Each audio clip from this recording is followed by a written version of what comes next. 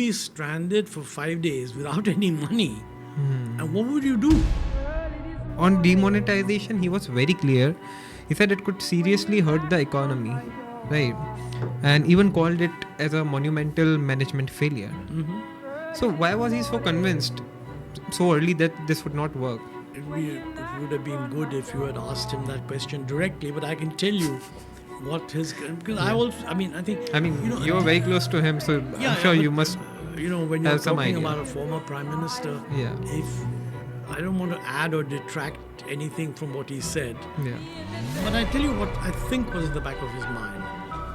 I think his view was that two things. A, that the decision to suddenly demonetize, in the sense that the note become valueless with effect from midnight, created a huge disruption. I mean, look, something which somebody like you would understand is that suppose you were traveling in UP from your home state, which is Rajasthan, and you didn't have, you normally wouldn't have 1 rupee, you'd have a few 1,000 rupee notes or 500 rupee notes, and so on. And you'd have a credit card or a debit card, okay?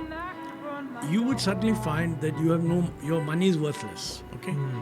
And secondly, your debit card wouldn't work in the ATM because the ATM doesn't have enough notes. Exactly, yeah. And there was not enough warning.